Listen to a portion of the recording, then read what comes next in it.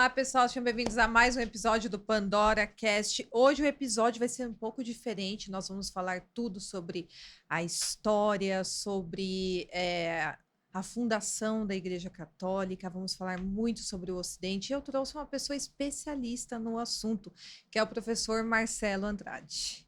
Muito obrigada por ter aceitado vir bater esse papo conosco. Eu que agradeço o convite, era para eu ter vindo uns 14 dias atrás, só que aí teve um desencontro, foi verdade, teve isso mesmo, teve um desencontro de datas de data, ali. eu não fui avisado e aí não deu, teve um problema. Mas o tudo bem. importante é que você está aqui agora para a gente conversar. Muito legal. Eu já vou pedir, no começo eu já peço para o convidado passar as redes, já para o povo que está entrando já acessar e te conhecer. Tá bom, meu nome é Marcelo Andrade, tem o canal no YouTube, o meu mesmo nome, né, Marcelo Andrade. Tenho a editora Caravelas, é uma nossa escola Caravelas, também tem o meu podcast Caravelas também. Também estou no Instagram também, o Marcelo Andrade.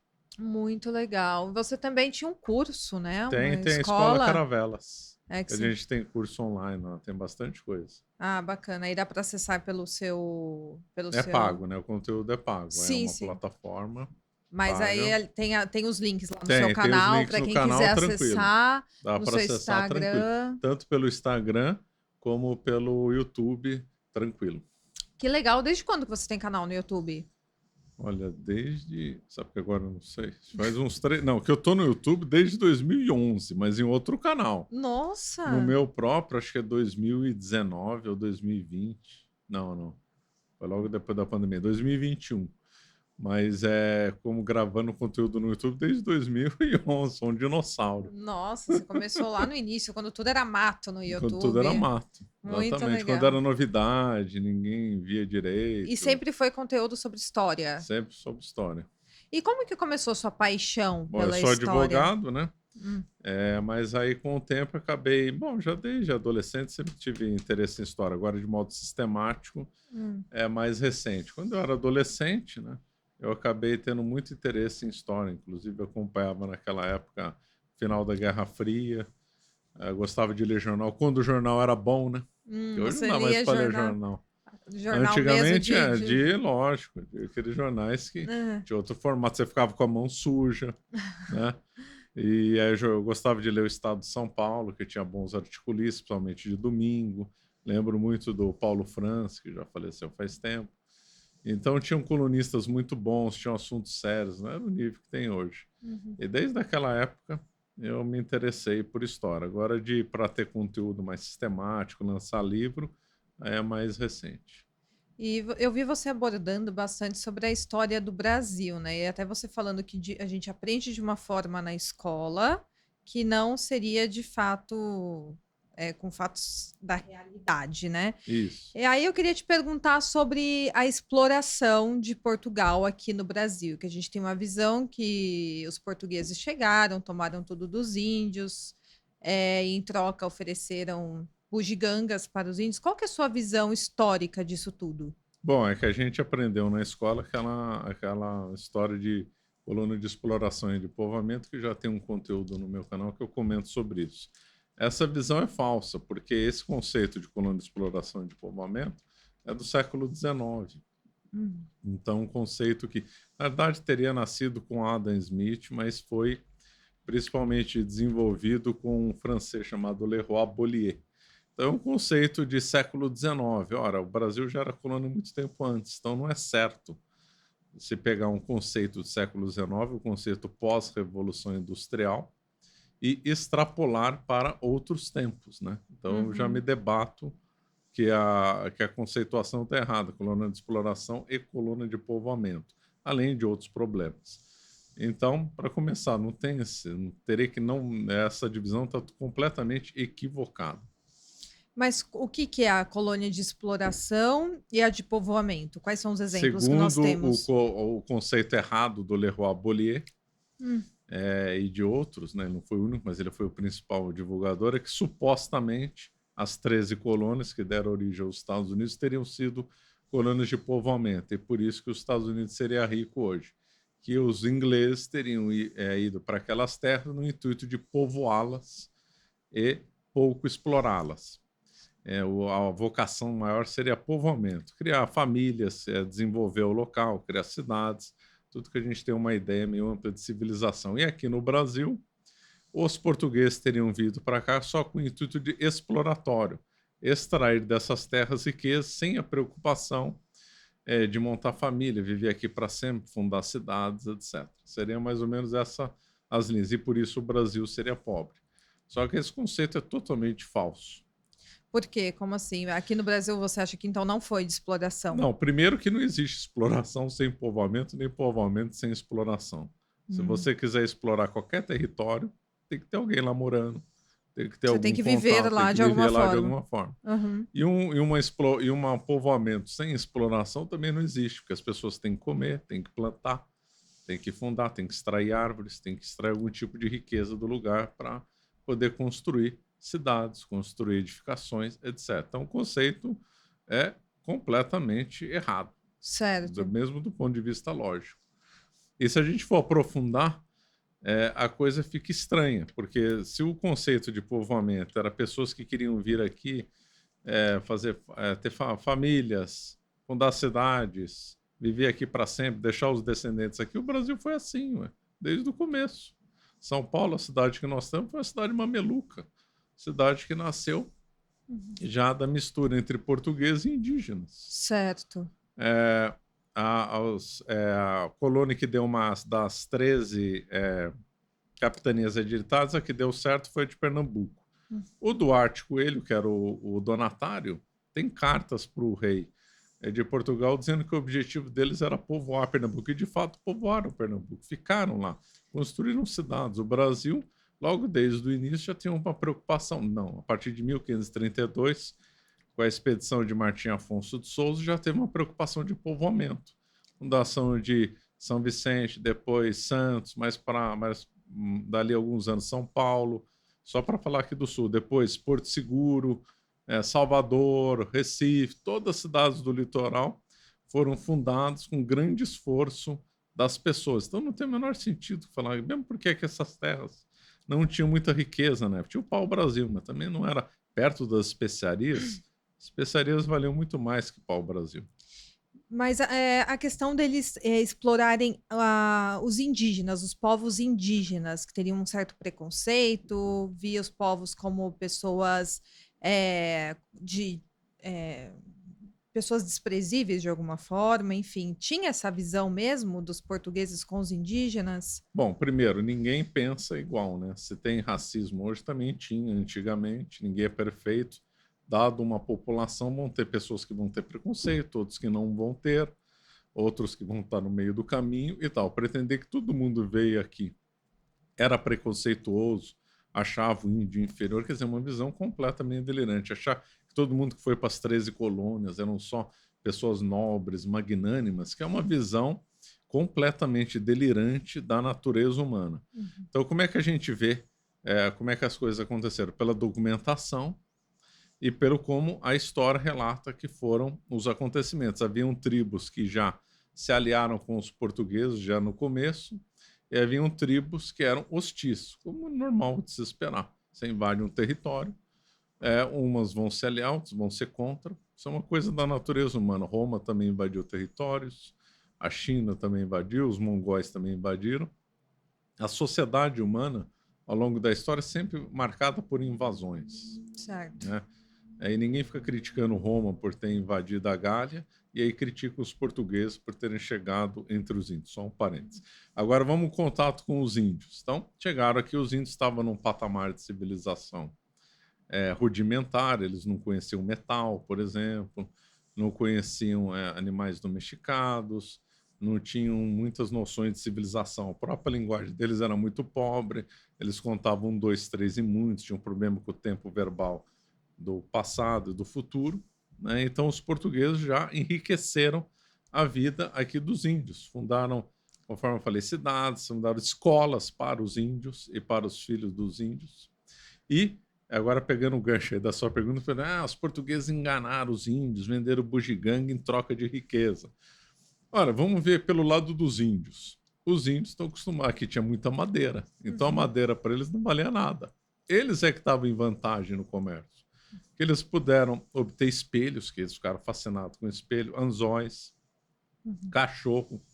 Cachorro foi uma coisa que eles ficaram apaixonados com cachorro, Sério? claro. Eles não conheciam, porque como eles viviam muito em ambiente de mato, em guerra constante com outras tribos, um cachorro bem treinado é uma ajuda enorme no mato. Qualquer um que tem cachorro sabe que ele vai avisar se chega alguma pessoa não bem-vinda, tanto é que se tem cachorro em casa. Sim. E tem cachorro é muito eficiente no mato. Da expressão, estou no mato sem cachorro. Por quê? Porque o cachorro é bom no mato. Então, o cachorro foi muito útil para os índios. Os índios é que devem ter pensado, esses portugueses são uns trouxa.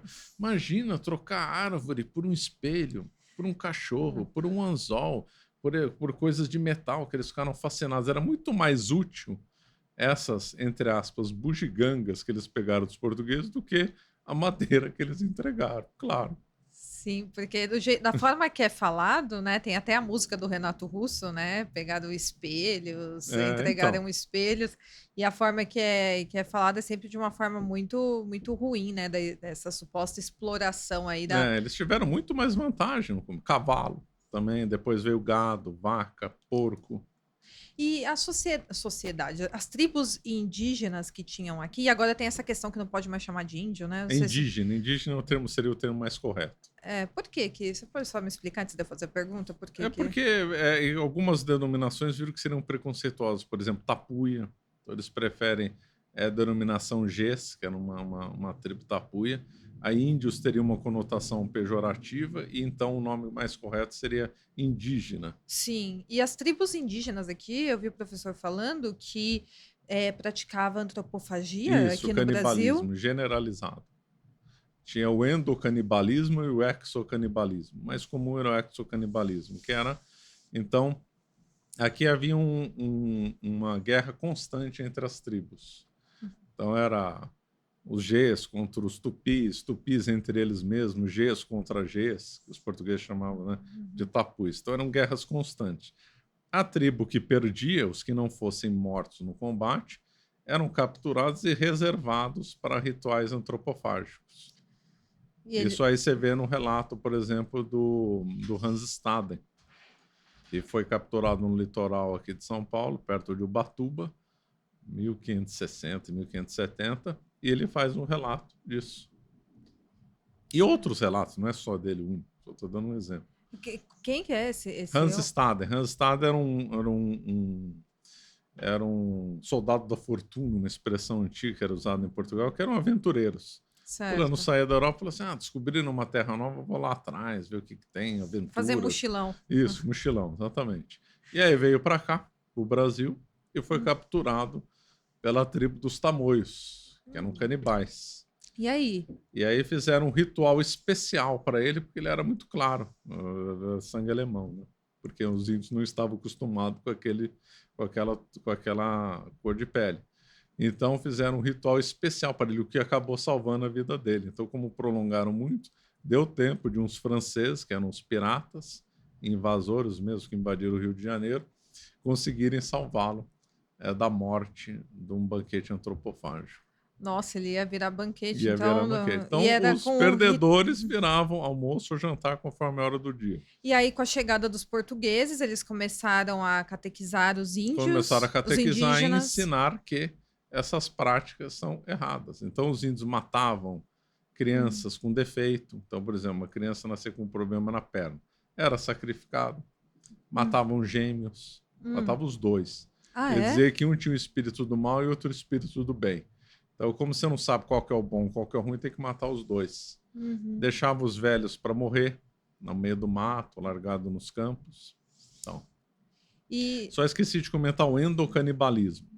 O endocanibalismo ainda existe hoje no Brasil. Quando um parente morre de alguma tribo indígena, né? Não todas, né? Algumas. Então, eles pegam o corpo dele, incineram o corpo, ou boa parte do corpo, e o que restou eles misturam na própria alimentação. E com a chegada dos portugueses aqui, eles não pararam imediatamente com essas Não, práticas. Os foram parando aos portugueses, poucos, então eles acompanharam tudo isso acontecendo. acompanharam, por isso que tem os relatos, né? Aham. A antropofagia era uma coisa muito comum, né, no mundo. Os astecas também praticavam, incas, na África também. Na África tinha açougue de carne humana. Tinha o quê? Açougue de carne Meu humana. Entre os Deus. astecas também. Porque eles querem. Hoje a história é ensinada de forma que os indígenas, africanos de tempos antigos, não hoje, tinham uma vida perfeita, maravilhosa, um paraíso russoniano. E que os hábitos deles seriam bons, maravilhosos, e aí foram os malvados europeus e destruírem esses hábitos. E agora não nos ensinam que o hábito desses africanos e desses ameríndios que moravam aqui na América tinham hábitos horrorosos, né? Os astecas faziam sacrifício humano, não era 1, 2, 3, era dezenas, centenas, chegavam aos milhares. Tinha até o calendário de sacrifícios humanos. Eram poucos dias no ano que não tinha sacrifício humano. E as canaletas que as pessoas veem nas pirâmides lá em Tenochtitlan, não é para canalizar água, é para canalizar sangue. E aí uma multidão embaixo, fanatizada, usando drogas da terra, né, entravam em transe e se misturavam com sangue, bebiam sangue, comiam carne humana. Tudo em rituais, né? Tudo em rituais. Ritualísticos. Então, era uma coisa generalizada, não era só o Brasil que tinha antropofagia. Sim, era praticamente comum entre as tribos ter essas práticas. E agora você falou, né, sobre a chegada dos portugueses trazendo aí o catolicismo, e isso também é visto hoje de forma com certo falando que seria uma forma de preconceito fazer isso com os indígenas, tirando eles das práticas comuns deles, dos povos É o que se chama de deles. relativismo, né? Então, que não teriam, então, culturas que seriam melhores que outras. Ora, só que são coisas que são absolutamente escandalosas. Matar criança recém-nascida só porque nasceu com pé defeituoso é uma coisa que repugna a razão. Matar gêmeos por serem gêmeos é uma coisa, assim, assustadora. Deixar velhos para morrer é uma coisa que viola a lei natural. Certo. Então, o certo é pensar de forma não de relativizar isso, né? Porque crime é errado em qualquer circunstância. Matar alguém sem razão é errado em qualquer circunstância. Porque levam para o campo ali de respeitar os costumes, ou então, mas assim, quando o costume é tirar a vida de pessoas em Não tem como rituais, não tem respeitar. como respeitar, né? Não tem. Agora, por exemplo, você vê como o objetivo deles era esse, porque a língua era respeitada aqui dos indígenas, aí pouca gente fala. Ah, é? A língua corrente no Brasil era o Inhegantu, em língua geral, que era baseada no tupi. Então, aqui em São Paulo, se falava só tupi. Só tupi. O português só foi consolidado no Brasil como língua corrente no dia a dia no século XVIII só. Então os portugueses aprenderam a falar tupi? Aprenderam em Inhegantu. A primeira gramática escrita para a língua tupi foi feita por um jesuíta, o Padre Anchieta. A ponto dos negros africanos que vinham para cá, como escravos, infelizmente, eles falavam o tupi para se comunicar. A bandeirantes, que a gente associa como brancos e exploradores, muitos dos bandeirantes, na realidade, eram mestiços, que às vezes só sabiam falar o Inhegantu, a língua geral. E também tinha casamento, né, dos portugueses Demais, com indígenas. direto. Aqui em São Paulo, por exemplo, João Ramalho casou com a Bartira. Bartira era filha do índio Tibiriçá. E não tinha uma questão dos portugueses não quererem se relacionar? Pelo contrário, a exceção era não querer se relacionar. Ah, é? Essa era a exceção. Eles não tinham nenhum preconceito em se misturar com o povo da terra. Assim como os espanhóis não tinham lá no México e também não tiveram, né, lá entre os incas. Então, por exemplo, Pizarro casou com uma inca. Agora, os ingleses tinham preconceito contra os indígenas nas 13 colônias. Ah, é? Eles não queriam se E relacionar. não só não queriam se misturar, como em alguma das colônias, já que eram 13, não dá para saber se eram em todas, era proibido o casamento interracial. Então se proibia Era proibido pelo Estado. Era proibido, a Inglaterra proibia casamento interracial. E daí nasce, na sua visão, né, é daí que viria um verdadeiro racismo estrutural que partiria do Estado com leis separando raça? Então, o termo racismo estrutural, que é do ex-ministro aqui do Lula, o Silvio de Almeida, que está com uma péssima fama, é Né? melhor a gente nem Ninguém abordar, fala. Não, eu fiz aqui no meu canal o caso do Silvio Almeida. Não estou dizendo falar do caso dele, é que o livro dele, Racismo Estrutural, não define bem o que seria essa estrutura, né? Na realidade, ele usou um termo marxista, né? Ah, é? De estrutura. Então, ele tem uma linguajar marxista aí chamado racismo estrutural. Mas aí, então, vamos usar um termo corrente. Como é que surgiu esse racismo legal, racismo cultural, vamos dizer assim, surgido nas 13 colônias? Foi de um preconceito herdado dos ingleses, né? E que avançou depois da independência das 13 colônias, que depois se tornaram os Estados Unidos. Então, os Estados Unidos só aboliu as leis raciais na década de 1960 só. É recente. Quer dizer, tem 70 anos só. Não menos. Por causa dos 60 e poucos anos só. É bem recente. Bem recente. Então lá você acha que realmente existia esse... Lá, aqui no Brasil, não vamos ser ingênuos. Todo mundo era maravilhoso, todo mundo era lindo. Não. Teve momentos teve racismo, teve comportamentos errados, criminosos, mas não foi por lei. Não foi assim, o Estado falou assim, agora vamos instituir um racismo legal, agora é permitido fazer segregação. Nos Estados Unidos, os estados do sul dos Estados Unidos podiam ter leis segregacionistas. Uhum. Então, era permitido, por exemplo, o dono de restaurante impedir a entrada de negro. Isso eu vi muito em filmes. Isso e também, era regra. No sul era assim. Havia escolas que não permitiam a entrada de negros. A primeira escola que, pós mudança da lei, que foi no governo do Lyndon Johnson, quando teve a mudança, não, agora nenhuma escola da nação pode proibir a entrada de negros. Quando houve, então, a permissão de, crianças negras estudarem em escola que só tinham brancos no sul dos Estados Unidos, teve protesto. Teve protesto? Teve professores brancos que se recusaram a dar aula para os negros. Se eu não me engano, nessa escola que me fugiu o nome, pode pesquisar no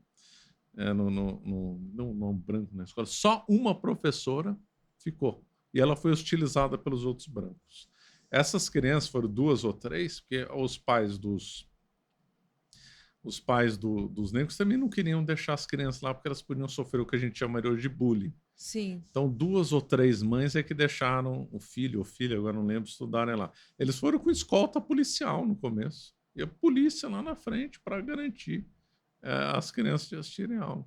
Então, esse é o nível do racismo do que foi nos Estados Unidos até os anos 1960. Que não se compara com o que ocorreu aqui no Brasil. Apesar de ter tido casos horríveis. Teve escravidão aqui no Brasil, enfim. Lógico, teve coisas horrorosas no Brasil. Mas os Estados Unidos também teve coisas horrorosas. E aqui no Brasil não ficou com uma lei segregacionista. E mais, o Brasil é um país de mestiços, né? Isso é Nasceu verdade. mestiço. Sim. E continua hoje a maior parte da população mestiça, enquanto que os Estados Unidos, não. Os mestiços lá é menos de 10% da população, talvez seja menos que 5%. Exatamente por essa cultura, né? Que ao longo dos anos... cultura muito diferente da cultura brasileira. Bem diferente. A gente falou aí da questão dos padres virem para o Brasil e catequizar os índios, e aí eu queria saber qual é a importância da Igreja Católica para o Ocidente, para o desenvolvimento do Ocidente. Falando globalmente, desde o nascimento? Sim. Total, né? Eu não teria civilização sem a Igreja Católica. Então, a Igreja Católica, aliás, falando de escravidão, foi a primeira instituição a lutar contra a escravidão. Foi a primeira. Os documentos mostram isso.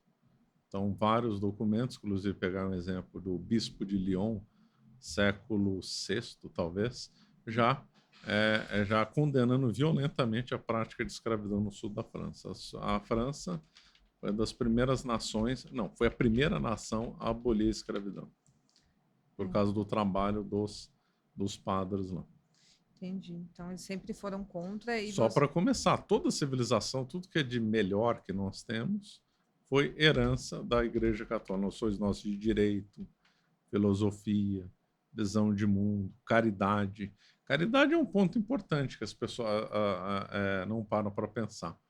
Quando se fala de hospitais, asilos, orfanatos, dá a impressão que sempre teve na história. Não, não era assim, não. Romanos e gregos não tratavam o estrangeiro bem. Não tinha noção de caridade como nós temos, não tinha respeito aos fracos. A Jerusalém, em Atenas, matava crianças defeituosas. Os pais romanos, começo de Roma, tinham o direito de matar os próprios filhos. Eles desprezavam o estrangeiro. Então não tinha assim, se tinha alguém, algum médico que tinha alguma noção maior de cuidados, ele não via como tratar todos iguais. A noção de hospital abertos para todos é uma noção que a Igreja Católica fez. Cuidar de velhos, os velhos eram abandonados, para tudo quanto é lá. Na China eram abandonados, aqui no Brasil, ter asilo para cuidar de velhos é uma criação da igreja. Orfanatos, crianças abandonadas eram muito mal vistas, não eram mortas, ou vendidas como escravas, né? Vendidas como escravos, ou eram mortos ou eram vendidos como escravos, ou coisa pior, com abuso. Sim. A Igreja Católica não. Além de proibir essas práticas, ainda instituiu orfanatos para cuidar delas. E eles também criaram faculdades, não foi isso? Criaram as universidades. As universidades, como nós conhecemos, foi criação dentro da cristandade, né? Sim. Agora, sobre as cruzadas, elas foram realmente o que se conta nas escolas? Porque quando a gente fica falando assim, é que tem uma fonte marxista que parece que deturpa algumas coisas, né? E a gente tem que ficar em busca ali do que realmente é a verdade. Verdade. E então eu queria que você falasse um pouco do que realmente foram as cruzadas. Então, aí nós temos que entender o contexto histórico, né? Quando você fala das cruzadas, é uma campanha convocada pelo Papa Urbano II em 1095, que convocou então cavaleiros, nobres, para uma expedição no intuito de reconquistar, e o termo é correto, reconquistar a Terra Santa, onde hoje é Israel, Jerusalém e locais próximos, né? Por quê? Vamos pensar então por que o termo certo é reconquistar. O Maomé surgiu, não lembro quando o Maomé morreu também, 670, século VII. O Maomé então era na Península Arábica, né? Lá em volta em Meca, Medina, etc. A quem pertencia, então, a região que a gente chama hoje de Terra Santa? Quem que dominava aquilo ali? Era o Império Bizantino Católico. Era um império católico que, em vez de usar o latim, usava o grego. Eram católicos. O islamismo surgiu fundado por Maomé, surgiu dentro do conceito de religião e também dentro do conceito de conquista, né? No famoso Creu ou Morra. E aí houve, então, uma expansão militar que conquistou vários territórios, chegaram até a Península Ibérica, e mais para frente chegaram até a Indonésia. Então eles conquistaram a Terra Santa, lugar que antes tinham judeus e católicos, dominaram aquela região.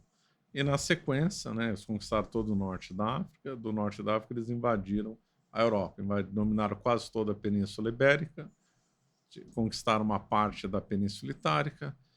Teve batalhas na França, uma das batalhas mais famosas do mundo é o Charles Martel venceu os muçulmanos em Poitiers, no ano de 755, se não falha a memória. Então, o Islã foi agressor em relação à cristandade que já havia antes deles. Então, a cristandade então se defendeu por meio da reconquista na Península Ibérica, das campanhas dos francos na França, das campanhas na Península Itálica e das cruzadas. Então, cruzadas se insere nesse contexto de guerra entre a cristandade e o Islã. Havia guerra antes das cruzadas e depois das cruzadas contra o Islã. Depois que terminou as cruzadas, continuou a guerra entre eles. Sim, e eles estavam dominando Jerusalém, o Islã. Já dominava. Já dominava completamente. Já era dono de Jerusalém. E aí as cruzadas aconteceram para reconquistar o território. Para reconquistar o território. Então foram enviados os cavaleiros, teve várias cruzadas, né? Aí uma da mais famosa foi do Godofredo de Bouillon, que reconquistou então Jerusalém.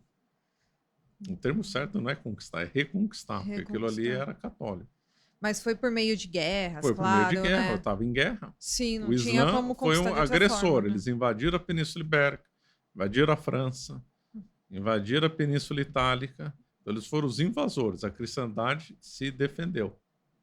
Mas tem uma visão diferente de que, na verdade, as cruzadas foram Sim, foram agressivas. porque as pessoas, principalmente marxistas, e outros que odeiam a história verdadeira e querem contar fora de contexto. Sim. Como se o Islã estava lá tranquilo, olha, nós sempre tivemos aqui, somos os bonzinhos, e agora vêm os malvados católicos conquistar um território que era nosso. O território não era deles, e depois eles estavam em guerra. Mesmo que fosse, estava em guerra. Então você teria o direito de atacar. Vamos supor que a Argentina invadisse o Brasil. Uhum. E o Brasil vai, então, reagir. Certo. Seria lícito o Brasil atacar Buenos Aires? Seria, claro, está em guerra. Você vai atacar todos os territórios para tentar negociar uma paz aí e tal. Então é lícito, está em guerra, você tem o direito de atacar. Então o Islã estava em guerra. E as cruzadas surgiram depois de mais de 400 anos, não, 300 anos de guerra, né? Mais de 300 anos de guerra, as cruzadas surgiram, já havia 300 anos que eles estavam em guerra. As cruzadas é apenas um capítulo entre a luta entre o Islã e a cristandade. Depois, quando acabaram as cruzadas, continuaram lutas, inclusive na Península Ibérica. E também campanhas, batalhas no mar, batalhas no norte da África. Então, as cruzadas se inserem numa longa luta que tinha entre a cristandade e o Islã. E eu posso até estar fazendo uma pergunta idiota, mas e os judeus, como que eles ficavam aqui nessa questão? Então, os judeus, entre o Islã, a relação entre o judeu e o islamismo teve momentos de atrito, mas também teve momentos de aliança, né? Ah, é? Quando eles invadiram a Península Ibérica, o Islã, os muçulmanos, chamados de mouros, pelos portugueses, eram aliados dos judeus. Mas e nessa época das cruzadas, como que ficou? Nessa época das cruzadas era o seguinte, havia judeus que eram aliados dos muçulmanos, porque já havia judeus que estavam morando lá. Os judeus moravam na Palestina desde o tempo de Abraão, né? Uhum. Aí o Império Romano, resumindo muito, o Império Romano destruiu o templo, né, no ano 70, e houve a chamada diáspora judaica que espalhou os judeus para o mundo inteiro. Alguns judeus ficaram ainda na Palestina, sofrendo com essas invasões aí e tal. Já havia muitos judeus morando no norte da África, onde é hoje o Marrocos e tal. Então haviam judeus que eram aliados de cristãos e haviam judeus que eram aliados de islâmicos, né? Então, eles não tinham exatamente um Então eles partido queriam, nessa. em relação à Terra Santa, eles queriam paz, claro, né? Você está Sim. na sua Terra Santa, você quer que o invasor, seja quem ele for, fique lá e pare de guerrear e dê liberdade para eles, já que os judeus não tinham assim uma nação, uma potência para poder ela mesmo fazer algum tipo de conquista, né? Sim. Então eles não entravam em guerra, eles ficavam ali como aliados de um Como ponto aliados um no outro. Eles já outro. tiveram problemas de crise com os católicos, tiveram atritos com os islâmicos. Mesmo na Península Ibérica oscilou, né? Uma hora eles eram aliados, depois o Islã chegaram a ter brigas e tal, mas quando eles invadiram a Península Ibérica, eles eram aliados. E por isso, foi por causa dessa época que eles se espalharam pelo mundo de alguma forma? Não, já tinham espalhado por causa do Império Romano. O Império Romano, houve uma guerra entre o povo judeu e o Império Romano depois da morte de Cristo. Sim. E o Império Romano, obviamente, venceu, porque era o maior império do mundo. E os imperadores, então, queimaram o templo, o segundo templo, né? Destruíram tudo, massacraram boa parte dos judeus. Os judeus tiveram que fugir, né? E foram... Já havia judeus morando em Roma antes dessa guerra, quer dizer, o Império Romano venceu os judeus, mas não quis exterminá-los, né? Tanto é que havia judeus que estavam já morando em Roma no tempo de Cícero, por exemplo. Uhum. Então, aí houve então essa chamada diáspora, que é a expansão dos judeus. Então, os judeus foram morar no Iraque, foram morar na Europa inteira, foram morar no norte da África, judeus foram até para a China, né? Então, eles se espalharam, mas foi por causa do Império Romano. Sim. Poderia levar lá mais para frente, mas antes eu queria te perguntar sobre a Inquisição, que é um ponto bem polêmico, né? O que é verdade, o que é mentira, o que foi a Inquisição da Igreja Católica? Então, a Inquisição para a gente que há um erro, né? Principalmente no mundo de hoje, de querer olhar a história com nossos olhos do século XXI. Sim, Entendeu? verdade. É tudo lindo, alta tecnologia, Temos, então, conceitos consolidados como liberdade, como não ter tortura, não ter direito à defesa e tal. Nem sempre foi assim. Sim. Se a gente for comparar na época da Inquisição, quando ela surgiu, século XIII, século XII, XIII. Então, quando ela surgiu, o que é o certo? A gente fazer a chamada história comparada. Comparar como é que era a justiça em outros locais do mundo. Por exemplo, China, Japão, na mesma época, no né? Islã, na África, na América, no norte da Europa não católica, entre os vikings, por exemplo. E se a gente for escolher o lugar que era talvez mais civilizado fora da Europa, talvez tenha sido a China. Se a gente for ver como que era na China, as pessoas não tinham liberdade nenhuma. A pessoa não podia chegar e falar assim, não gosto do imperador, ou olhar para um governante, né? Lá já tinha uma estrutura burocrática bem formada na China. Falar, não gosto desse tal governante, quero protestar contra isso. A pessoa perde a cabeça, não tem direito à defesa. Sim. Então, e lá na China não havia essa figura do julgador, do acusador e do defensor. Não havia, nem no Japão, nem no Islã. Também havia as figuras. Essas figuras eram confundidas. Às vezes a mesma pessoa que julgava podia defender e acusar. Né? Então era meio misturado. Tinha lugar que nem tinha, né? Era na vontade de quem mandava. Vai com a sua cara, você vive. Não vai, você perde a cabeça. Então, todos esses lugares empregavam tortura. Tortura era uma regra. Não era exceção, era regra em todo mundo. Torturar para obter informação, torturar como medida de vingança. Nessa época da Idade Média, foi a primeira vez na história que se consolidou a figura do acusador e do defensor e do julgador em distinto, que a gente chama de triângulo, né? De 3 pontos. Né? Quer dizer, são 3 figuras diferentes. Tem que ser um juiz, um acusador e um defensor, 3 pessoas diferentes. Né? Uma relação triangular, como se fala. Primeira vez que se consolidou foi nessa época. Certo. Enquanto nenhum lugar do mundo você tinha o que a gente chama de ampla defesa, ter direito ao advogado, ter um processo justo, isso aí não havia na China, nem no Islã, nem no Japão, nem em lugar nenhum que não fosse justamente ambiente de inquisição. Então, na realidade, a Inquisição consolidou, quando não criou, coisas que hoje nós valorizamos no dia a dia e achamos que são conquistas recentes. Não são lá dessa época. Entendi.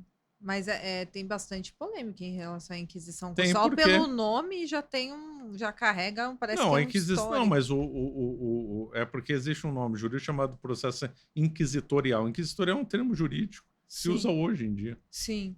Então você usa o termo inquisitorial hoje em dia. Quer dizer, ele fica com uma pecha negativa, mas o sentido estrito da palavra não é negativo. As coisas que se diz negativo da Inquisição é que tinha tortura, mas onde no mundo não tinha? Em nenhum lugar. Certo. Havia crimes de opinião, como a gente fala, mas em qual lugar do mundo naquela época não tinha crime de opinião? Nenhum lugar. Agora, qual lugar do mundo que tinha claramente a figura do defensor, acusador e julgador distintas? Só lá. Só na Inquisição. Só na Inquisição. Mas quem eram as principais, entre aspas, vítimas da Inquisição? Eram batizados só, e não eram... eu tenho a fama de ser judeu. O judeu não era alvo da Inquisição. Só tinha falso judeu, que era batizado. A Inquisição atacava e ia atrás de batizados, pessoas que se convertiam para a fé católica. Se a pessoa fosse de origem judaica, ela não era alvo da Inquisição, nem muçulmanos também eram alvos da Inquisição. Eram só os batizados que cometiam determinadas infrações, né, que eram previstas antes, né? Então, tem um princípio jurídico que não há crime sem lei anterior que o defina.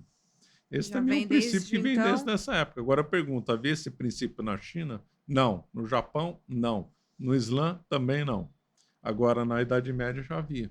Então, a pessoa que cometia um delito, ele sabia que estava cometendo um delito aos olhos daquela legislação. Pode fazer a pergunta, Matheus. Professor, falando de Inquisição, né? Muito se fala aí, como o senhor falou, que a Inquisição era um tribunal que basicamente ia atrás de católicos, né? Só católicos eram julgados pela Inquisição. Existia, eu já ouvi falar que a Inquisição na época, fazendo esse olhar de história comparada, era um dos tribunais mais justos do mundo, assim, nessa questão, porque dava direito de defesa.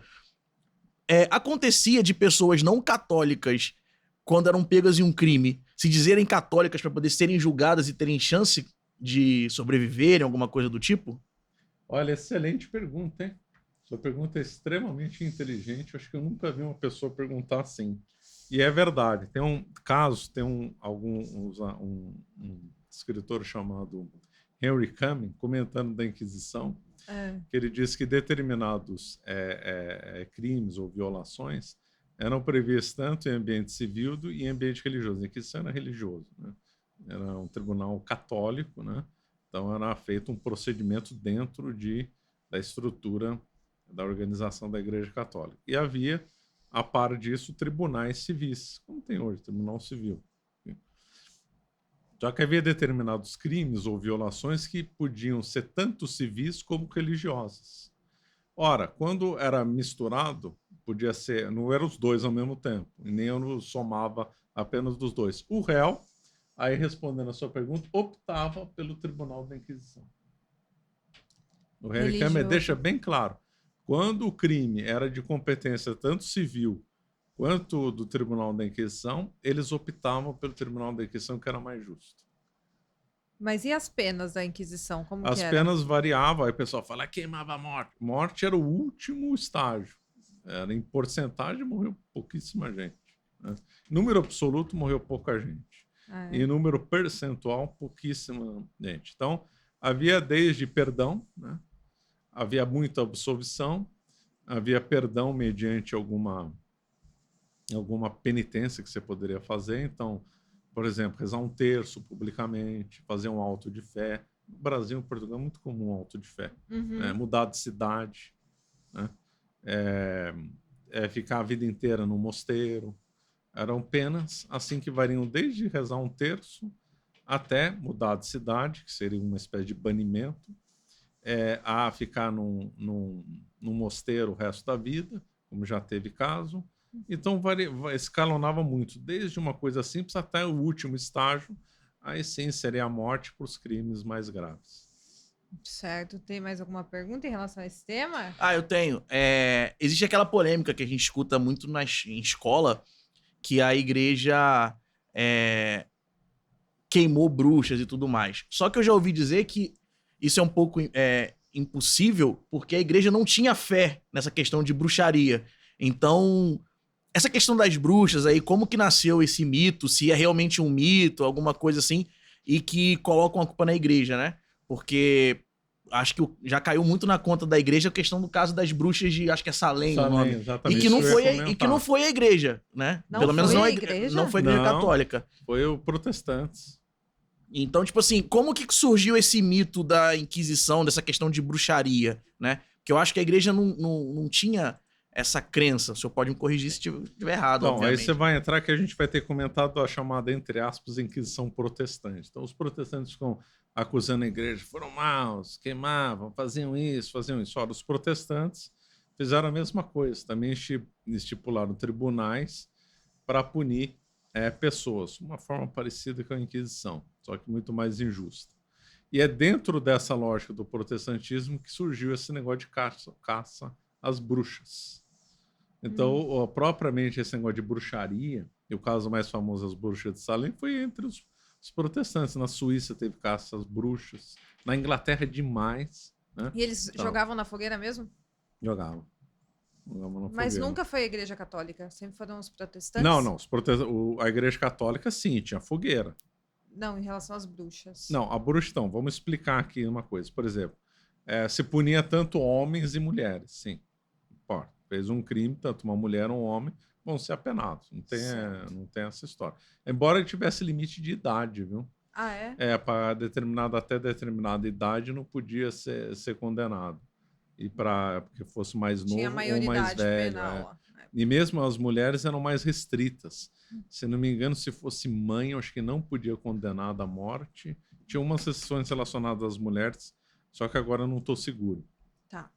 Mas então era bem mais restrito. Você não usava esse termo assim, bruxaria, que a gente associa a bruxa como uma mulher andando num cabo de vassoura, essas lendas. E a própria expressão caça às bruxas é uma coisa mais associada ao protestantismo, sim.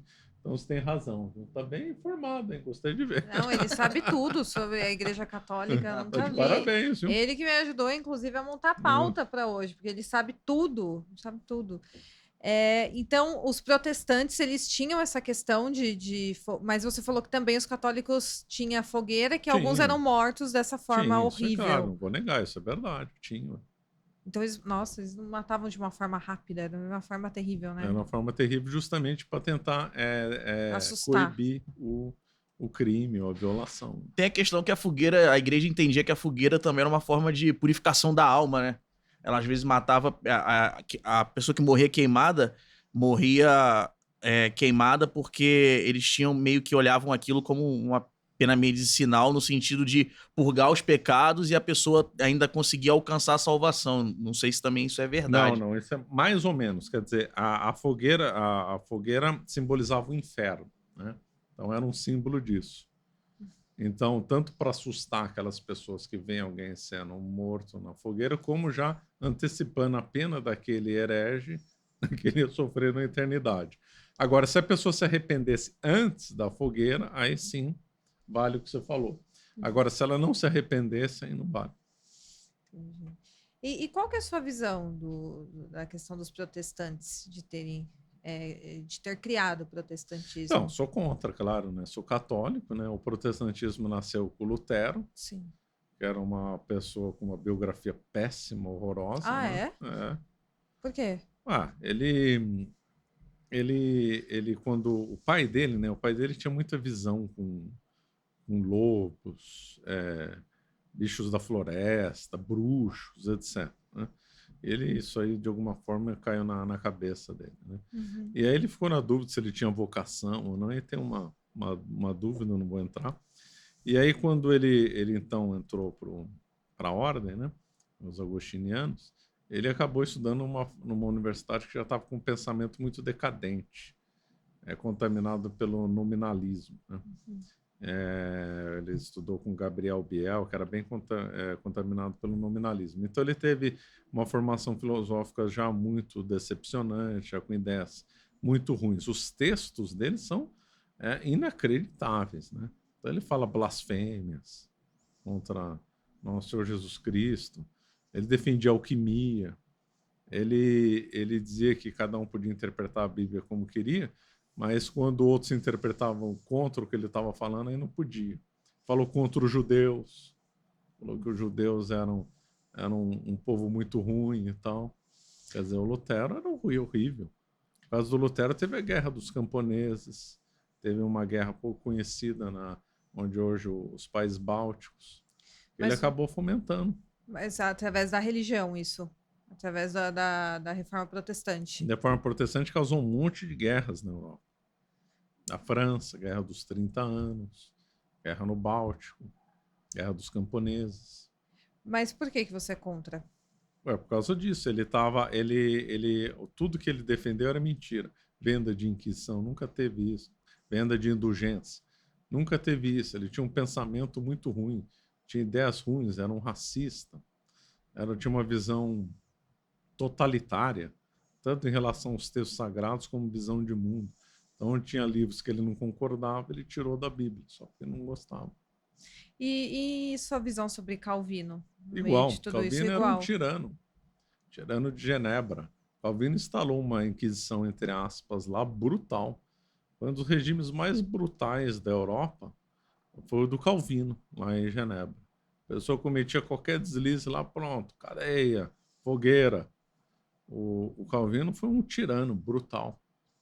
Mas essas guerras aconteciam porque eles não eram apenas a questão da Igreja Católica e também da Igreja Protestante, não visava só a religião, era Estado de alguma forma. Também, né? não era só religioso, era também religioso. Também envolveram príncipes e nobres que aí se aproveitaram do protestantismo para ganhar poder. Isso aí teve na Alemanha, o próprio na Suíça, na Inglaterra. O Henrique VIII, né? É que me parece muito mais que a guerra era pelo território, para ver quem mandava ali, né, para quem era o Estado absoluto, do que em relação à religião em si, ter outra vertente. Tinha os dois. Teve muito debate teológico, muita disputa e muita guerra por ser católico e protestante mesmo. E teve também disputas pelo poder, claro, teve os dois. Eu tô tentando encontrar aqui que tinha uma outra vertente que falam que Martinho Lutero teria perseguido essa outra vertente, que inclusive a congregação teria saído dessa outra vertente, só que eu não tô conseguindo lembrar o nome. Pelo que eu lembro, teve muita guerra dentro dos próprios das vertentes protestantes, se eu não me engano, né? Teve. Porque, por exemplo, teve a questão da guerra dos anabatistas, que não acreditavam nos batismos e tal. Falar. Os anabatistas, o Thomas Müntzer saiu do ramo do Lutero e brigou com o Lutero. Aí o Lutero ficou amaldiçoando ele. Teve várias disputas na Inglaterra, por exemplo, entre puritanos e anglicanos, Quakers. Muitos dos que foram morar nas 13 colônias estavam fugindo da crise religiosa na Inglaterra. É pouco comentado, né? Quando o Henrique VIII, que era um assassino, né, mandou matar a ex-esposa, ele aderiu, então, à reforma e instituiu o que a gente chama de anglicanismo. Só que a gente esquece é que lá havia outros ramos protestantes, os Levelers, os Quakers, os puritanos, que entraram em choque com os anglicanos. E aí muitos deles fugiram da Inglaterra em direção às 13 colônias, fugindo da perseguição. Mas a igreja anglicana, ela nasceu porque o rei da época queria se separar, né? Se divorciar. Isso. E aí ele rompeu com a igreja católica. Rompeu, mas ele era um assassino, né? Ele mandou matar as pessoas. Ele queria se casar com quem? Com Ana Bolena. Ana Bolena. Conta a história pra gente. Essa história eu conheço porque eu assisti o filme, né? Que conta, e eu achei extremamente interessante como tudo aconteceu. Então, o Henrique VIII, teoricamente, no começo ele era uma pessoa de fé e tal, tanto que ele recebeu o título de defensor da fé. Mas é que a gente tem que contextualizar que naquela época estava no Renascimento, né? O Renascimento protestante faz parte de uma mesma conjunto histórico, né? De revolta, nova visão de mundo, etc. Né? Então, foram pessoas como Erasmo de Roterdã, Tomaso de Campanella, Pico della Mirandola, Martílio de Fitino e, numa primeira fase, São Tomás Moros, que começaram a escrever, desenvolver novas ideias para o mundo, política, de pensamento, etc. Essas ideias se espalharam pela Europa inteira, ou só na Itália. Chegaram na Inglaterra, inclusive São Tomás Moro era adepto deles, era um humanista, escreveu o livro Utopia, que aliás é um livro horroroso, diga-se de passagem. Mas no início, o Henrique VIII, ele não ficou seduzido pela essa corrente. Começou a combater, que ele ganhou o título de defensor da fé.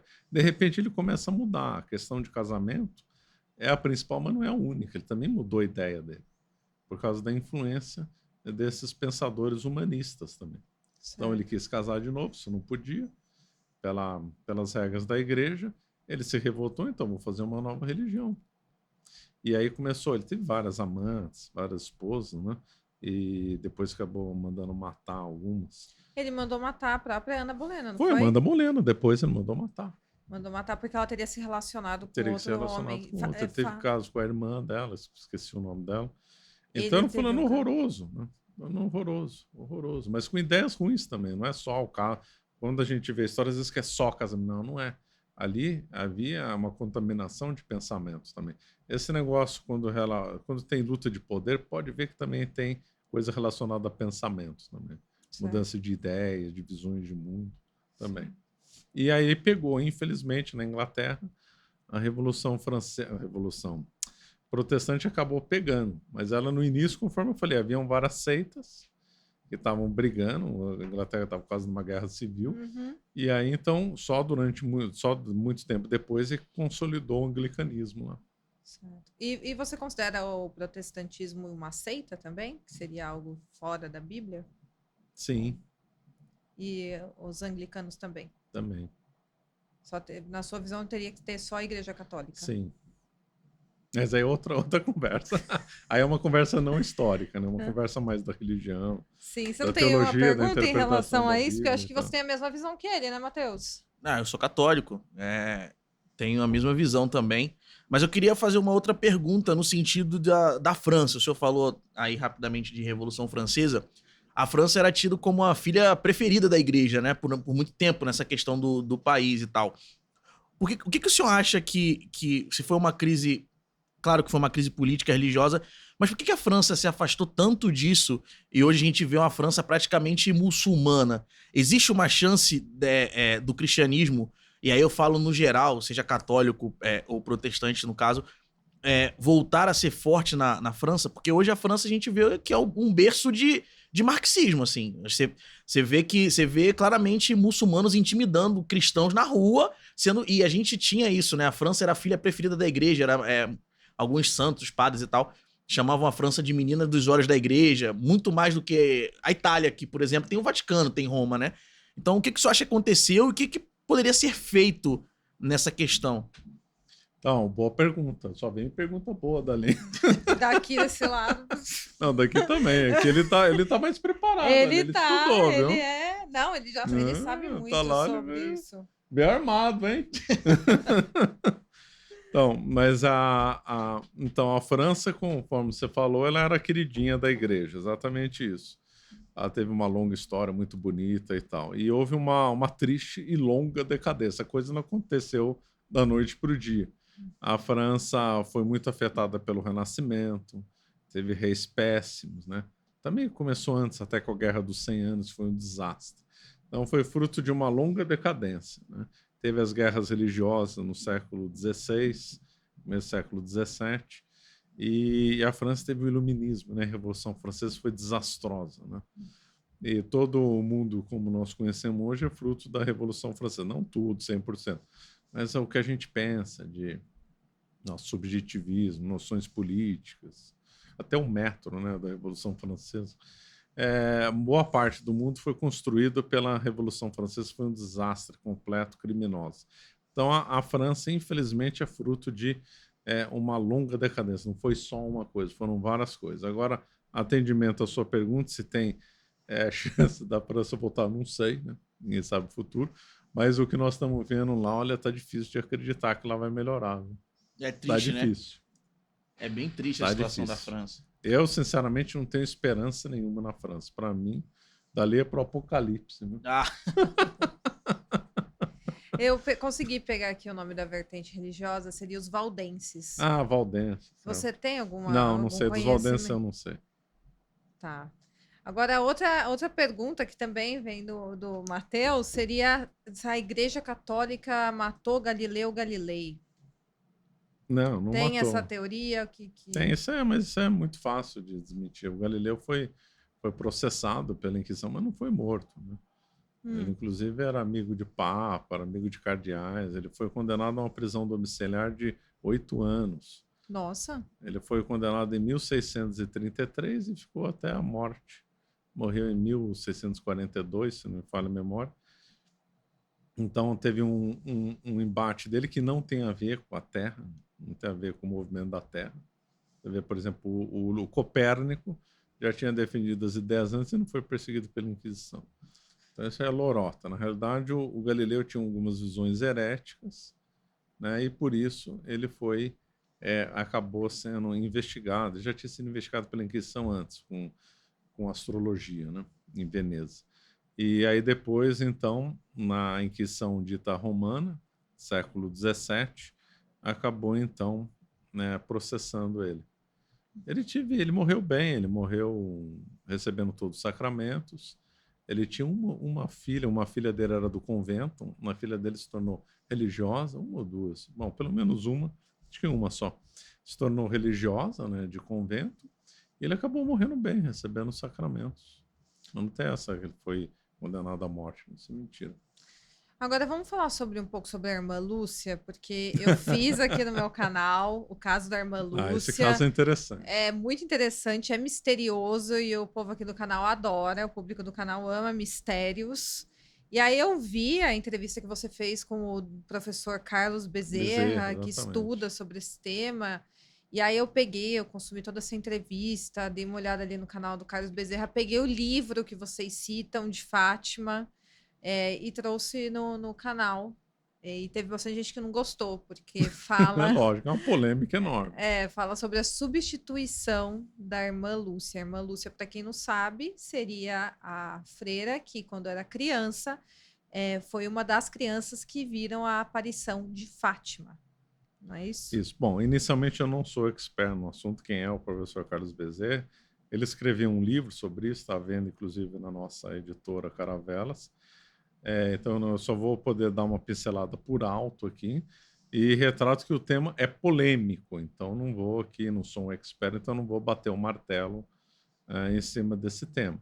Mas o caso começou justamente por causa de fotos como essa. Que elas são completamente Que elas diferentes. são diferentes. Então, a da esquerda aqui seria a verdadeira Lúcia. Vamos dar o nome de Lúcia 1. Uhum. Então, segundo se vê, né, dentistas examinaram, pessoas que estudam com faces também examinaram que ela tem uma face diferente da Lúcia 2. E que se você vê que são duas pessoas diferentes, elas têm que ser trocadas. Ou uma morreu e a outra foi substituída.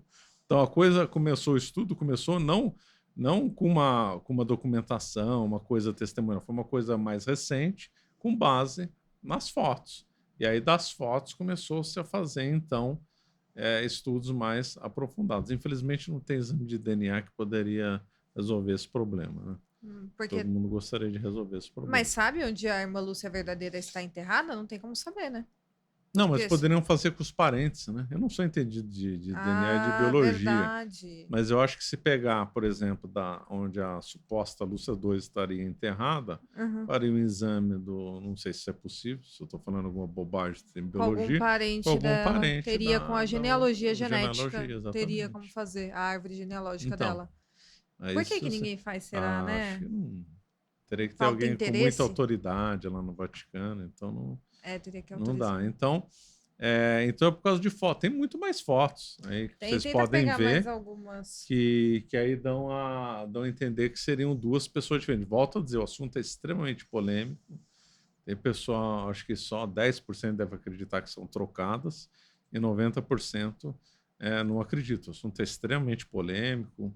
Mesmo quem defende que foram duas tem problemas nessa versão. São pessoas que se vê que são diferentes. Né? São pessoas diferentes. Mas qual seria a motivação para essa troca? Então, a aparição de Fátima foi em 1917. Teve 3 visões, né? Eram três pastores, era a Fátima, Jacinto e o Francisco. E elas então viram Nossa Senhora. Aliás, foi um dos milagres mais bem documentados da história, quando o Sol se moveu, os jornais portugueses comentaram tudo na época, né? Quem quiser ver um livro muito bom, como é que ele chama? Da Fátima? Deu um branco agora não. Mas tem muitos livros que falam sobre os milagres lá e como que a ciência não conseguiu comprovar isso. Bom, o fato é que esses 3 eram 3 crianças, né? Tinham 7, 9, 11 anos. A irmã Lúcia era mais velha. Acabaram vendo Nossa Senhora e Nossa Senhora apresentou 3 visões. Uma que seria da Rússia, né? Mostrando a Rússia, mostrando o inferno, mostrando os erros dos homens, etc. Uma segunda visão dizendo que se os homens não emendassem haveria um castigo maior, que seria a Segunda Guerra Mundial, e que haveria um sinal do céu indicando isso. Esse sinal aconteceu, podem pesquisar, teve a maior aurora boreal da história documentada, então, e foi em 1938, que inclusive chegou em Portugal, a aurora boreal, e que nunca tinha acontecido na história a aurora boreal em Portugal, mas na Suíça. E ela também cita do comunismo, né? Do comunismo também, já atingiu. Então. E, inclusive, quando teve a aurora boreal, foi interpretado como um sinal de Deus. Né? E, de fato, em 1939 começou a guerra mais sangrenta da história, que foi a Segunda Guerra Mundial. Então, a profecia estava se cumprindo. E teve uma terceira, que, na realidade, nunca foi divulgada integralmente, só uma parte, só foi divulgada no ano 2000, e aí que entra a grande polêmica, né? Que a igreja ela deu uma guinada muito grande, né? No Concílio Vaticano II, e que então esse terceiro segredo teria advertido sobre esse Concílio Vaticano II. O que seria o Concílio Vaticano II? O Concílio Vaticano II foi um concílio convocado pelo Papa João XXIII, e que mudou muitas coisas da igreja. Não vai dar para entrar aqui em detalhes, é um assunto mais teológico do que de história. Fato é que, para compreender que a igreja deu uma grande mudança depois do Concílio Vaticano II. E se o terceiro segredo falasse disso, né, Então, nós teremos uma vidente dizendo que esses efeitos estariam negativos. E, de fato, depois do Concílio Vaticano II, as vocações diminuíram, as pessoas foram perdendo a fé. Aqui no Brasil, as pessoas estão abandonando muito o catolicismo. Daqui a alguns anos, a maior parte da população brasileira vai ser protestante. Os estatísticos, né, a gente que estuda, já tem até uma data.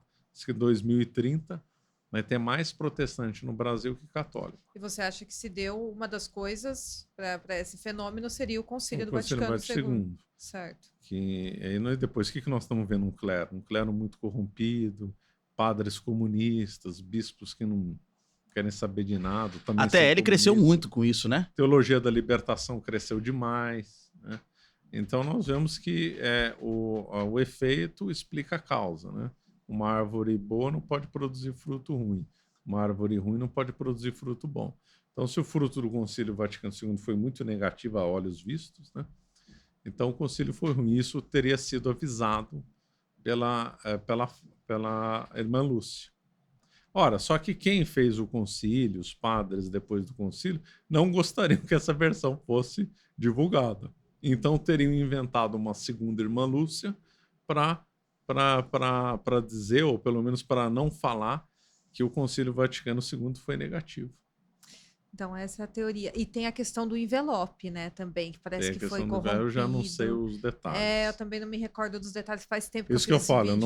eu não sei os detalhes, só sei por alto. Mas, no fim, o terceiro segredo que foi divulgado era que o Papa ia sofrer um atentado. Então, mas isso muita gente não engoliu. Porque é muito... muito pouco. Muito pouco, também achei. Muito pouco. Então, é muito pouco. Seria uma... o comunismo. Inferno, uma coisa violenta. Um negócio que aborda o mundo O inteiro. mundo inteiro. Outra Segunda Guerra, 100 milhões de mortes. E o outro atentado no Papa, tem uma desproporção muito grande. Tem, né? verdade. Eu concordo 100%. Muito grande. Então, o terceiro segredo não foi revelado integralmente. Ali está a capenga. O terceiro segredo é sério, porque os outros dois foram sérios. É sério e não foi revelado. O que era sério que aconteceu? O Concílio Vaticano II foi uma verdadeira bomba na igreja.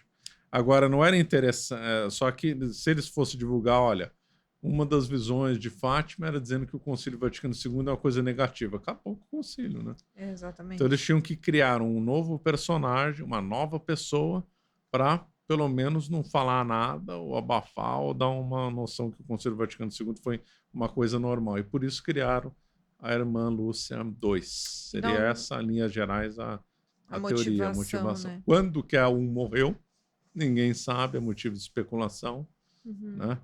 E aí ninguém sabe também, não sei. Isso que eu sei por alto. Falta dizer, isso é muito polêmico. Estudem, leiam, porque o tema é muito interessante. Então a gente nunca vai saber qual é verdadeiramente o terceiro segredo. Você acha que foi queimada não, a carta? A carta, não sei. Pode ser que seja revelado no futuro, integralmente, tudo. Pode ser.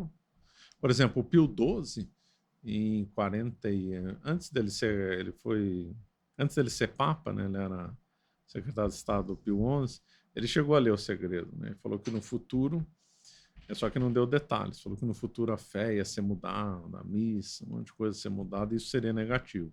Então, isso aí se diz que, então, o terceiro segredo seria isso. E ela também resistiu um pouco para escrever o terceiro segredo, né? Ela começou meio que se assediada. Sim, ela teve muitos momentos de hesitação, teve várias fases de escrita, aquela que inclui Portugal, foi feito depois. Né? Teve o diário dela, que ela acrescentou outras coisas, né? Eu não sei os detalhes, mas não foi assim. Ela escreveu tudo num dia, pronto, aqui tá de cabo a rabo. Não foi assim. E o Papa, na época, que foi pedindo para ela escrever, não foi isso? Acho que foi o Papa Pio XI, né? Que aí ficou pedindo que ela escrevesse. E aí a teoria é que ela acabou... Ela pelo assédio que ela sofria muito assédio lá em Fátima, né? Bastante. Por Tá isso falando a 1 ou a 2? A primeira... Não, a primeira não, ela morava em clausura. Eu pensei que ela tinha ido para Carmelo para sair do assédio. Não, ela teve pouco. Não, ela saiu, lógico, mas ela tinha pouco, ela não tinha muita, não aparecia muito publicamente. A 2, sim, ficou mais midiática. Ela era mais... Aí sim. Ela gostava de tirar mais fotos. Ela teve contato com a televisão, ela aparecia junto com tal pessoa, com outro tal. E até Todos que até o Mel Gibson foi visitar. Sério? Meu Deus. E é bem diferente isso que eu ia falar, até as características, assim, da personalidade totalmente também. diferente. Uma é reservada. É. Uma reservada, de convento, pouca declaração ou nada, né? Pouca filmagem, nada. A outra já fala demais, já gosta de aparecer na televisão. Agora a gente quer saber pessoalmente, o professor acredita ou não que ela foi Aí trocada? me colocaram aqui Como eu não sou católica, eu sou protestante. E você acredita, hein? Não. Ah, Matheus. Eu acho que você acredita, mas tô brincando. Não, mas é muito coerente esses argumentos que se colocam, né? É. Porque o Concílio Vaticano II, isso aí eu não tenho problema nenhum de dizer, fez muito mais mal do que bem a igreja, né? É uma lança no coração da igreja, porque as vocações se minaram, os seminários começaram a ter seminaristas que tinham uma vocação verdadeira, próximo ao tradicionalismo, eram mandados para casa. Seminaristas que tinham uma questão TL eram aceitos no seminário e tudo mais.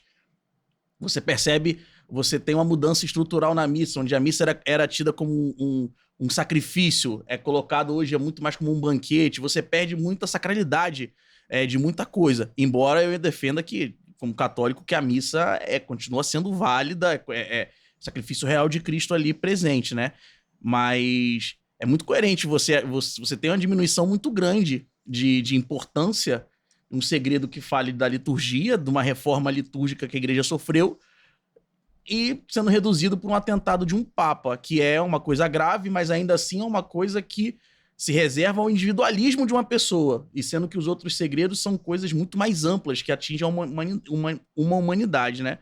Então, assim, eu fico meio balançado, porque Fátima é uma aparição muito querida pra mim. Eu sou da Paróquia Nacional de Fátima em Macaé, então, tipo, é muito querido pra mim. Mas não nega né? a aparição, né? Eu sou do Rio, Rio. Mas não nega a aparição, a questão dela ser substituída. Por exemplo, eu creio na aparição.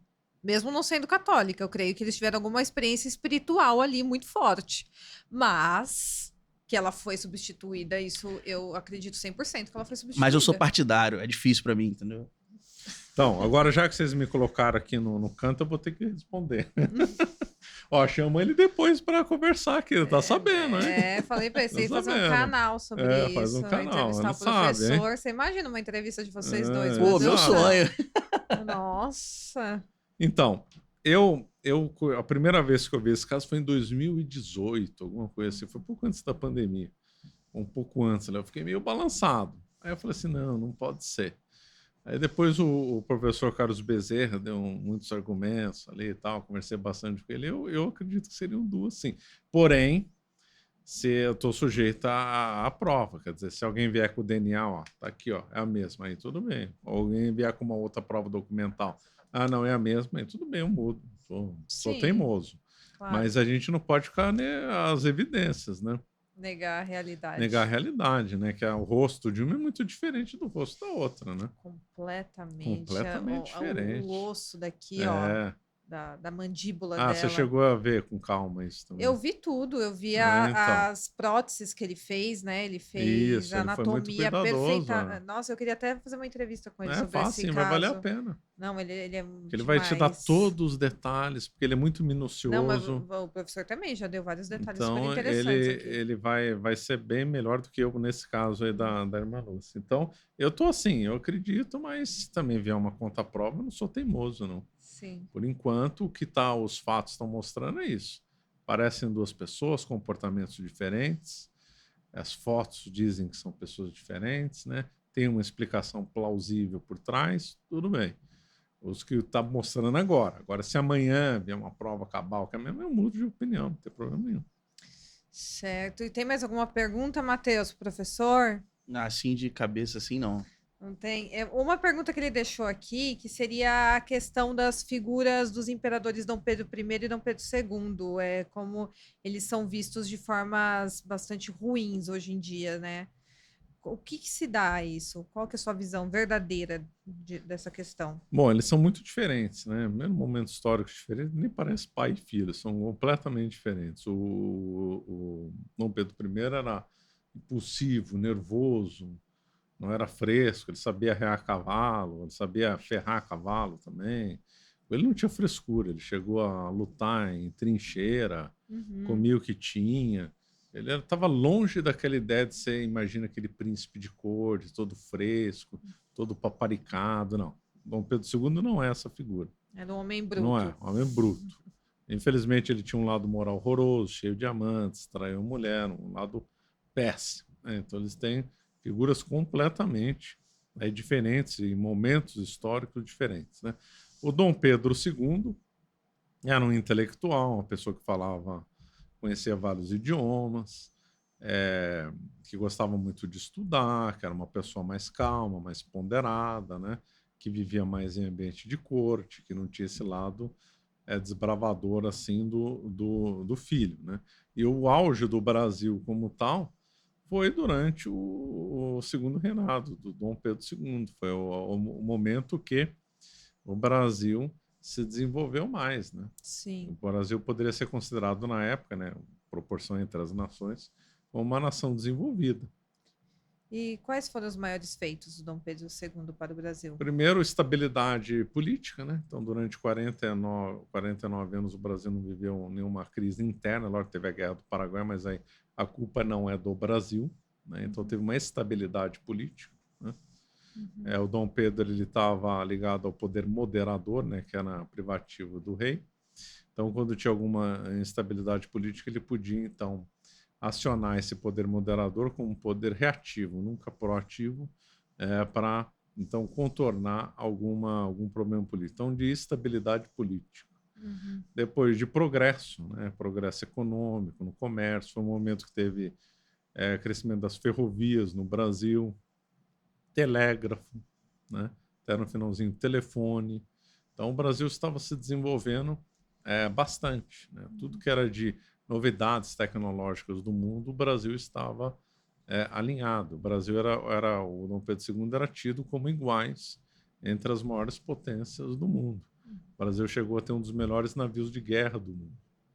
Então, o Brasil estava numa posição muito boa, pronto para até voos mais altos, né?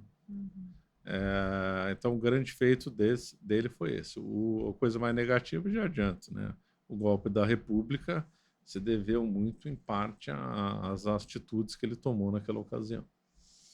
Agora, quanto ao conservadorismo, você acha que aqui no Brasil está tendo uma volta do conservadorismo? Você vê dessa forma ou não? Você acha que ainda tem uma outra linha ali de pensamento dominante? Sim e não. Parece ser a contradição. Vamos explicar.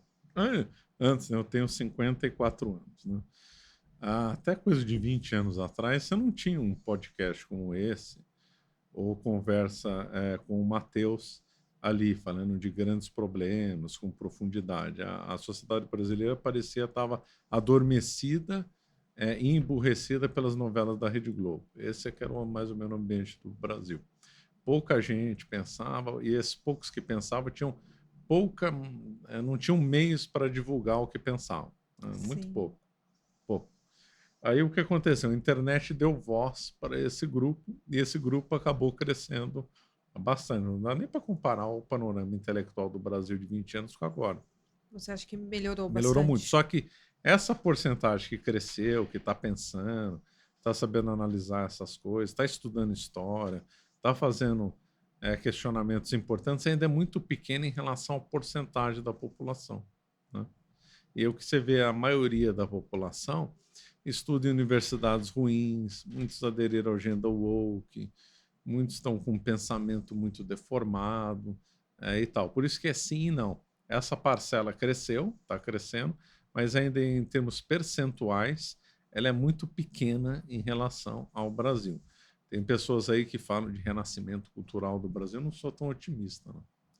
Porque da mesma forma que cresceu ali a questão do conservadorismo, ele foi divulgado. Isso, exatamente. Né, mais amplamente, também teve ali, com a internet, vieram vários fenômenos, inclusive quem quiser consumir conteúdos de péssima qualidade na internet é o que mais tem. É o que mais tem, deve ser 99% do conteúdo. Exatamente. Eles têm um engajamento que eu olho e falo, meu Deus. E canais aí tem 30 milhões, 50 milhões. Exatamente. Não tem nenhum canal bom que você fala, não, esse canal aqui realmente é bom. Não tem nenhum canal bom que tenha um vulto desse. É verdade. É uma Então pena. eu não tô otimista, não. Não tô otimista. Mas eu percebo isso também, o interesse de muitos jovens de todas as idades, na verdade, tanto jovens quanto um pouco mais velhos, a fase mais adulta, mais velhos, enfim, que eles também tiveram mais acesso a informações que antes a gente não tinha com a tava tudo falta da escondido, internet. Exatamente, a gente era refém ali do que a gente aprendia na escola, tinha aquilo como uma verdade absoluta e não tinha como você, até tinha, né, mas quem que vai ficar vasculhando biblioteca? A pessoa tem que ser muito... Tem tempo, um ou outro só. E outra, né, igual você falou, não tem tempo, né, a gente chega na fase adulta, a gente tem que... Tem que trabalhar, tem que casar, ter filho, etc. Não dá para ficar o dia inteiro na biblioteca. E as questões da universidade, como que o professor vê? Péssimo, né? Péssimo. Tá indo de mal a pior. Você Até acha? que a pessoa que quer hoje ter conteúdo de alto nível vai na internet, né? É verdade. Você pega umas pessoas aí que têm alto nível e compara com o que você aprendeu na faculdade. Aí você vê que tá tendo um desnível, né? Com certeza. Tem mais alguma pergunta para o professor em relação ao conservadorismo? Ou então qualquer outro tema que você tem ainda? Não. Assim de cabeça, não. Tá bom. Então eu acho que é isso que temos. Muito bom o nosso papo. Eu que agradeço. Nossa, extremamente inteligente, professor. Gostei muito. Eu que agradeço aí o convite. Muito obrigado. Perguntas muito inteligentes. Vinda Vocês dos dois Mateus. estão de parabéns. Obrigada, Matheus, também pela participação. Deveria ter colocado você aqui do lado. Do meu lado. Eu tô aqui de boa aqui. Tá? Ele é o sombra. Ele é o não sombra, aparece. não pode aparecer. Aqui, Bom, muito obrigada, pessoal. Sigam o professor lá nas redes sociais dele. E passa novamente suas redes sociais para quem ficou até o fim. Então, eu tô no YouTube, né? Meu nome é Marcelo Andrade. Também estou no Instagram, o Marcelo Andrade. Tem a nossa editora Caravelas. Tem também a nossa escola Caravelas, né? E as informações estão aí justamente aí no meu canal, aí, Marcelo Andrade. Muito obrigado a todos. Bom, então, pessoal, esse foi o episódio de hoje. Espero muito que vocês tenham gostado. Sigam o professor. Também, quem não é inscrito aqui, se inscreva também. Pode deixar o comentário que eu vou ler e responder todos vocês. E até o próximo episódio. Declaração de isenção de responsabilidade. As opiniões e declarações feitas pelos entrevistados do Pandora Cast são de exclusiva responsabilidade deles e não refletem necessariamente a posição da apresentadora, da produção ou do canal. O conteúdo aqui exibido tem caráter informativo e opinativo, não sendo vinculado a qualquer compromisso com a veracidade ou exatidão das falas dos participantes. Caso você se sinta ofendido ou tenha qualquer questionamento sobre as declarações feitas neste vídeo, por favor, entre em contato conosco para esclarecimentos. Estamos abertos a avaliar e, se necessário, editar o conteúdo para garantir a precisão e o respeito a todos.